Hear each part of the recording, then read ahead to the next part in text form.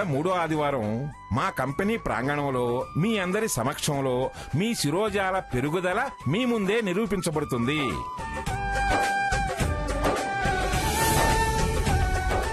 ఆనాడు నిర్వహించబోయే వాలుజడల పోటీల్లో మీ శిరోజాల పెరుగుదలను బట్టి మమ్మల్ని మేము నిరూపించుకునే అవకాశం కలిగించిన వాళ్ళు అవుతారు. పెరుగుదలను బట్టి ప్రథమ, ద్వితీయ, తృతీయ బహుమతులు ఇవ్వబడతాయి. ముష్టడుకున్నట్టుంది. నీ ముష్టి గుణానికి అలాగే అనిపిస్తుంది. తన తయారీ మీద ఎంత నమ్మకం లేకపోతే అంత ధైర్యంగా ప్రకటనలు ఇవ్వగలుగుతుంది. రేపు వాలుజడ పోటీల రోజు ఖచ్చితంగా జనం హాజరవుతారు. అప్పుడు నేరుగా జనానికి తను పరిచయం అవుతుంది. తన ప్రోడక్ట్ కెపాసిటీ కూడా తెలుస్తుంది. సీత అన్ని విధాలా ఆలోచించి అద్భుతమైన ప్రకటన చేసింది. అది ప్రతి అడుగు ఆచి తూచి విజయం వైపు వేస్తుంది. ఇలా దెప్పి పడవటం, అక్కసు పడటం కాదు. దాన్ని చూసి నేర్చుకో. చూద్దాం. 10 రోజుల్లో జడలు పెరగటం అటుంచండి, పెరగకపోతే జనాలు దవడలు పగలగొడతారు. మావి కాదు, ఇవి తూతూ పక్షుల పలుకులు. తాతయ్య, ఎందుకమ్మా అంత కోపం? మమ్మల్ని అన్నప్పుడు మేము పడలేదా? సర్దుకునే గుణం లేనప్పుడు తత్వం మార్చుకోవాలమ్మా. నాకు కాదు, నన్ను డిస్కరేజ్ చేస్తూ ఆవిడ్ని పొగిడే తత్వం, గుణం మీకుంది. ముందు మీరు మార్చుకుంటే మంచిది. ఏయ్, పోవి. మా అనుభవంలో ఆవగింజంత కూడా లేదు నీకు. నువ్వేమిటి మాకు చెప్పేది? ఎదగటం అంటే డబ్బు పెరగటం కాదు, ఓర్పు సహనం పెంచుకోవడం. ఇలా ఉలిక్కి పడేవాళ్లు ఉన్నతంగా ఎదగలేరు. ఎవరిది ఉలికిపాటో ఎవరిది గెలుపుబాటో త్వరలోనే తెలుస్తుంది. సీత ఖచ్చితంగా లక్ష్యం చేరుకుంటుందే.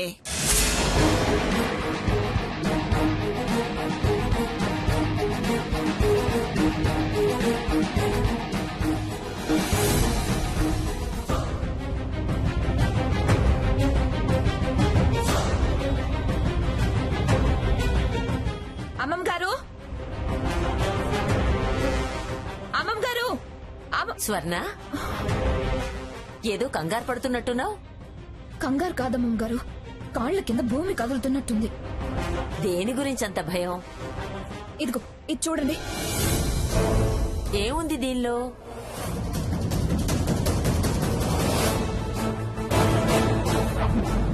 ఓహో, వీటిని చూసా భయం.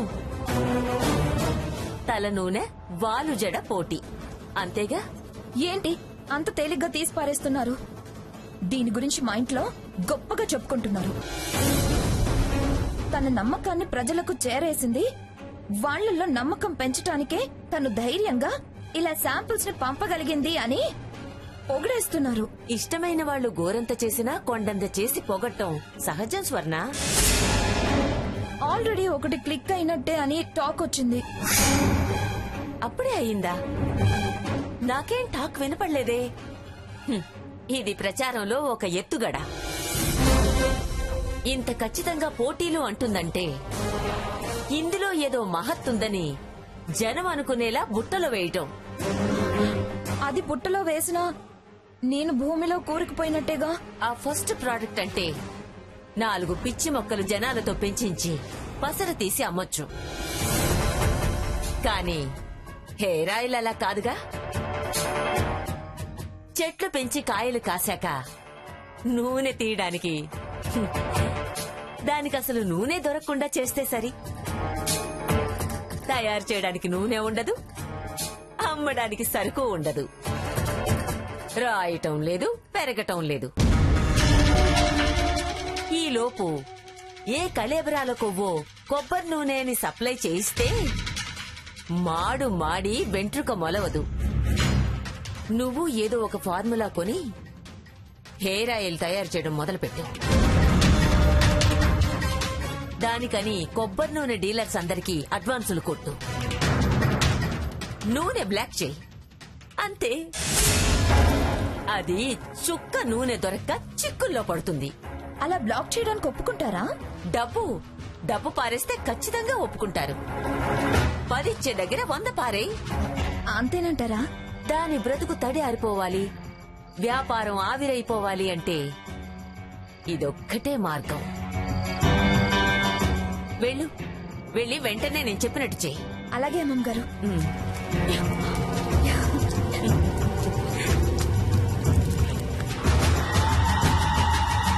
సీత,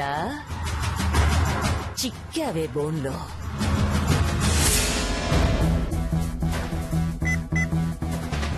మేనేజర్ గారు, ఒకసారి నా ఛాంబర్కి రండి.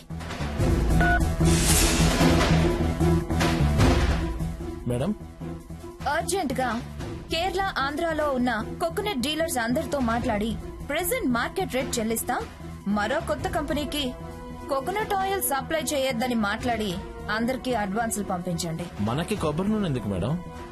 మన ప్రొడక్ట్స్ లో వాడం కదా. మనం త్వరలో ఒక హెయిర్ ఆయిల్ లాంచ్ చేయబోతున్నాం. హెయిర్ ఆయిలా? ఎందుకు అంత ఆశ్చర్యం? నేను డెసిషన్ తీసుకున్నాను, అంతే. Follow my instructions, no arguments. నీకు ఎక్స్ప్లెయిన్ చేయాల్సిన అవసరం నాకు లేదు. అలాగే ఫారెన్ లో ఫార్ములాలుండి ఇంకా లాంచ్ చేయని వాళ్లున్నా, లేక ఇండియాలో లాంచ్ చేయని వాళ్లున్నా, సిక్కైన కంపెనీ వాళ్ల ఫార్ములా ఉన్నా, ఎంత అడిగితే అంతకు మాట్లాడి వాళ్లకు అడ్వాన్స్ పంపి అగ్రిమెంట్ కి రమ్మనండి. డబ్బుకి ఏ మాత్రం వెనకాడద్దు, వెనక్కి తగ్గద్దు. రిస్క్ చేస్తున్నారేమో, ఆలోచించండి మేడం. అన్ని ఆలోచించే నిర్ణయానికి వచ్చా. రిస్క్ లేకుండా సక్సెస్ రాదు. ఎండి చెప్పింది మేనేజర్ గా చెయ్యండి, అంతే. సూచనలు సలహాలు ఇవ్వద్దు. బోర్డ్ ఆఫ్ డైరెక్టర్స్ తో మాట్లాడాలి కదా మేడం. స్వర్ణలత ఎండిగా పాంప్లెట్స్ పంచి సర్ప్రైజ్ ఇవ్వాలి. Go ahead. అది కాదు మేడం. చెప్పింది ఫాలో అవ్వమన్నానుగా, వెళ్ళండి. వెళ్లి చెప్పిన పనులన్నీ 2 hours లో కంప్లీట్ చేసి ఫైల్ నా టేబుల్ మీద ఉంచండి. That's it. వెళ్ళండి. Okay madam. సీత, శిరోజవర్ధిని చేస్తావా? ఇప్పుడు చెయ్యి. ఎలా చేస్తావో.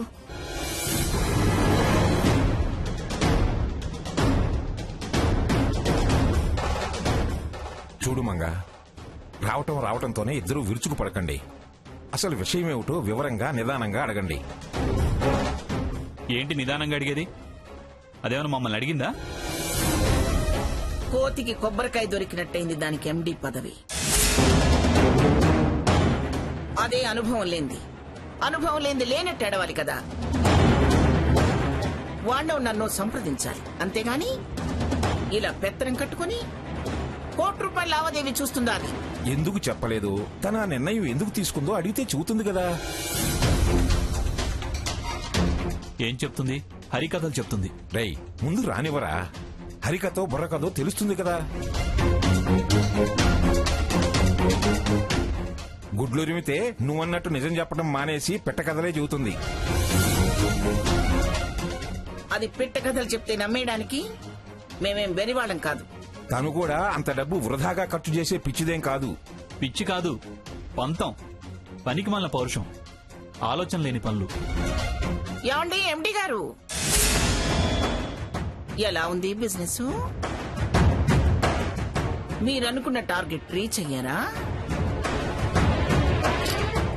ఇంకా లేదు చైర్మన్ గారు, దగ్గరలోనే ఉన్నాం. ఇవాళ డిస్ట్రిబ్యూటర్స్ తో మీడియా కాన్ఫరెన్స్ జరిగింది.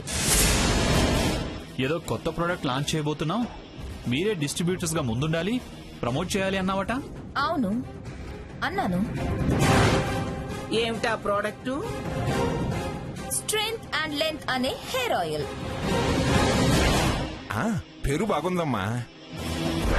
పేరు బాగుండగానే సరిపోదు, బుద్ధి బాగుండాలి. రేయ్, హెయిర్ ఆయిల్ రాసుకుంటే మెదడు చల్లబడి బుద్ధి బాగానే ఉంటుందిలేరా. మీరు మధ్యలో మాట్లాడి తలపూట తెప్పించకండి. ఏమే కొత్త ప్రోడక్ట్ లాంచ్ చేయాలి అంటే బోర్డ్ ఆఫ్ డైరెక్టర్స్ పర్మిషన్ తీసుకోవాలని తెలీదా? పర్మిషన్ సంగతి తర్వాత. ఉన్న ప్రొడక్ట్ సేల్స్ తగ్గుతుంటే ఇప్పుడు కొత్త ప్రొడక్ట్ లాంచ్ చేయాల్సిన అవసరం ఏముంది గ్రాని? చెప్పు, వాడడిగేదానికి సమాధానం చెప్పు. ప్రోడక్ట్ లాంచ్ అయ్యాక తెలుస్తుంది ఏది అవసరమో. వ్యాపారం అంటే కాంపిటేటివ్ ఫీల్డ్, పోటీతత్వం. ముందుకెళ్ళకపోతే మూసుకొని కూర్చోాల్సి వస్తుంది. నువ్వు పోటీకి పోవట్లేదు, పంతానికి పోతున్నావు. మీరు తప్పుగా అర్థం చేసుకుంటున్నారు. తప్పుగా అర్థం చేసుకునేదేమిటే? అద్దంలో ముఖంలా చక్కగా కనిపిస్తుంటే సీత హెయిర్ ఆయిల్ ప్రోడక్ట్ చేస్తుందని దాన్ని దెబ్బతీయటం కోసం నువ్వు లెంగ్త్ స్ట్రెంగ్త్ అంటూ హెయిర్ ఆయిల్ తయారీకి దిగావు. రేపది పళ్ళపుల్ల నమ్మితే నువ్వు కూడా అమ్ముతావా? చూడు, తోటివాడు తొడకోసుకున్నాడని నువ్వు మెడ కోసుకున్నట్టుంది నీ వ్యవహారం. మీరెంతసేపు అదే మాట అంటున్నారు, స్వర్ణ సీతతో పోటీ అని. అది తప్పు. మీరు వ్యక్తుల మధ్య పోటీగా చూస్తున్నారు, కానీ నేను 2 వ్యాపార సంస్థల మధ్య పోటీగా భావిస్తున్నా. నన్ను అర్థం చేసుకోలేక అనవసరమైన మాటలు మాట్లాడుతున్నారు. పిచ్చి పిచ్చిగా వాగకు. అనవసరమైన పెత్తనాలు తీసుకొని అర్థం లేని పనులు చేస్తోంది నువ్వు. అధికార దుర్వినియోగం చేస్తున్నావు. ఏది చేసినా బిజినెస్ డెవలప్మెంట్ కోసమే చేస్తున్నా. ఏమిటి నువ్వు చేస్తున్న అభివృద్ధి? లాభాల సంగతి అటుంచు. ఇంతవరకు ₹1 రిటర్న్ తీసుకురాలేదు, టార్గెట్ కూడా రీచ్ అవ్వలేదు.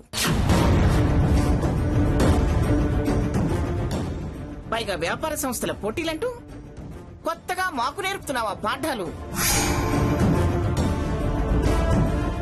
ఏదైనా ఆరోగ్యకరంగా ఉండాలి, లేకపోతే ఇద్దరు చెడతారు. అయినా ₹1 ఖర్చు లేకుండా తన సొంత ఆలోచనతో నమ్మకంతో హెయిర్ ఆయిల్ తయారు చేస్తుంది. నువ్వేం చేస్తున్నావు? ఫారెన్ అంటూ ఒక ఫెయిల్యూర్ ఫార్ములాకి లక్షలు తగలేసి పేరు మార్చి రంగంలోకి దిగుతున్నావు. ఎలా మార్కెట్ రీచ్ అవుతుంది? ఫార్ములా అదని మీకు నాకు తెలుసు, జనాలకి తెలీదుగా. ఆ? అప్పుడది వ్యాపారం అనిపించుకోదు, మోసం అవుతుంది. ఫలితం రానప్పుడు పతనం అవుతాం. మీరిలాగే దీవిస్తుంటే ఎప్పటికి బాగుపడతాం? నీకు దీవెనల మీద ఆశీర్వచనాల మీద నమ్మకం లేదు కదా స్వర్ణ? మీరు మధ్యలో మాట్లాడకండి తాతయ్య. కళ్ళెదుటే చెడిపోతుంటే మాట్లాడకుండా ఉంటే అది పెద్దతనం అనిపించుకోదమ్మా. అంతం కాకపోతే అటు కేరళ ఇటు కోనసీమలో ఉన్న కొబ్బరి నూనె డిస్ట్రిబ్యూటర్లందరికీ స్టాక్ ఎవరికి అమ్మొద్దు, పెచ్చు రేట్ ఇస్తానని అడ్వాన్సులు ఇచ్చావట.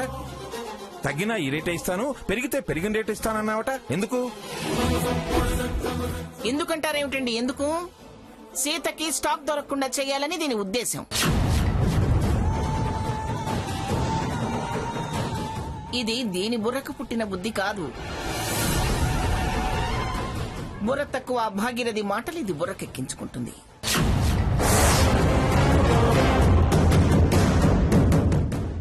ఏయ్, ఆ భాగీరథి అత్తింట్లో అడుగు పెట్టగానే సంసారం మొత్తం అంటకట్టుకుపోయి అటకెక్కేసింది.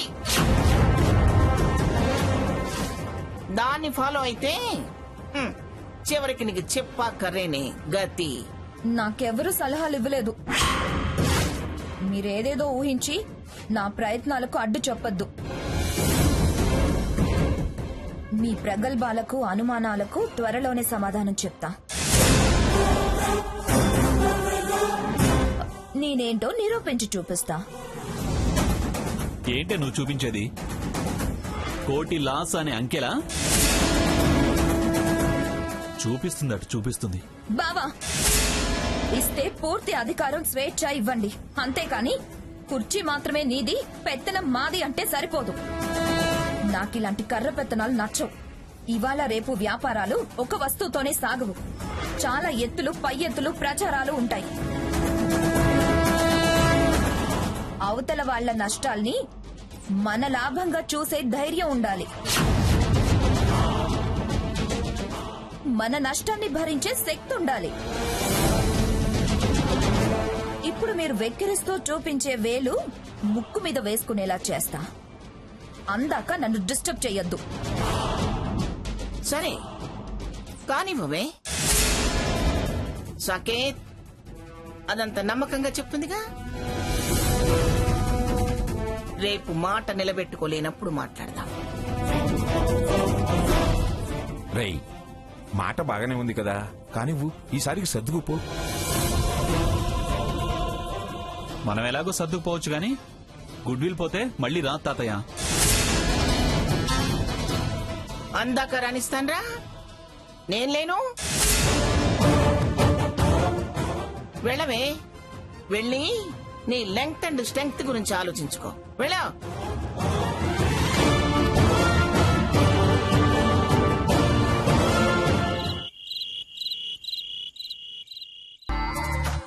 చాలమ్మా. ఏమిటి లక్ష్మి, ఆవిడ గారు రాదట్నా డిన్నర్ కి? ఏదో సెల్ ఫోన్ పనిలో పడింది అత్తయ్య. పని తర్వాత ముందు దాన్ని రమ్మను. స్వర్ణ, స్వర్ణ, వస్తున్నా అత్తయ్య. ఏంటి ఏంటి ఏంటి అందరం డైనింగ్ టేబుల్ ముందు కూర్చున్నాం, కనబడటం లేదా? ప్రోడక్ట్ మార్కెట్లోకి రాబోతుందని కొందరికన్నా తెలియజేయాలి కదా. ప్రస్తుతం ఆ కొందరు చాలు మౌత్ క్యాన్వాస్ కి. రేపు వాలుజడ కాంపిటీషన్స్, ఆ తర్వాత ప్రపంచానికి ప్రోడక్ట్, సిటీలో ప్రజలకి నువ్వు పరిచయం అవుతావు. ప్రపంచం అంతా అవసరం లేదు, ముందు సిటీ, ఆ తర్వాత జిల్లాల వారీగా ప్రోడక్ట్ కి పేరు వస్తే చాలు. డౌట్ ఏమీ లేదు, ఖచ్చితంగా వచ్చి తీరుతుంది. రఘు, అడ్వర్టైజ్మెంట్స్ కి డిజైన్స్, యాడ్స్ కి కాన్సెప్ట్ తయారు చేసావా? Why not, sure. భోజనం అవ్వంగానే శ్రీకారం చుడతాను.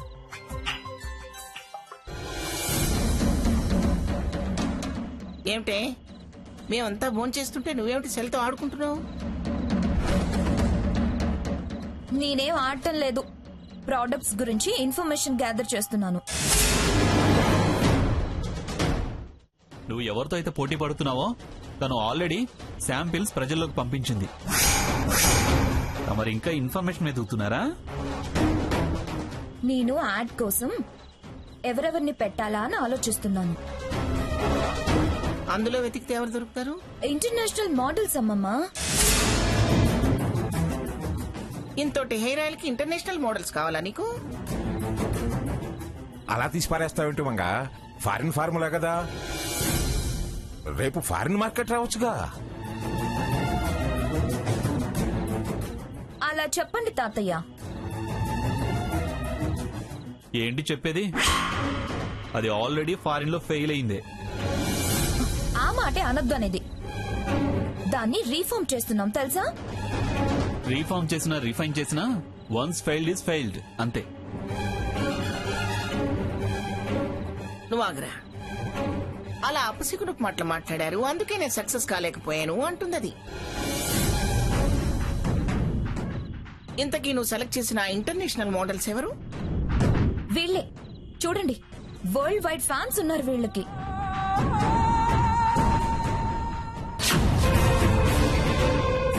హెయిర్ ఆయిల్ అడ్వర్టైజ్మెంట్ కి ఈ బోడి తలకాయలేమిటే? ఎవరి నెత్తినా పిడికడ జుట్టు కూడా లేదు. లక్ష్మి, నువ్వు చూడు.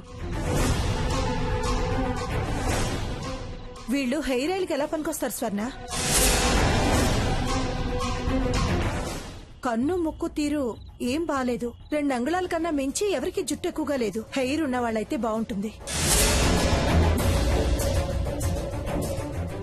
సీత చూడు, వాలు జడ పోటీలు పెట్టింది. జుట్టు ఖచ్చితంగా పెరిగి తీరుతుందన్న గ్యారంటీ కూడా ఇచ్చింది. మీకు తెలిస్తే మాట్లాడండి, తెలియకపోతే ఊరుకోండి.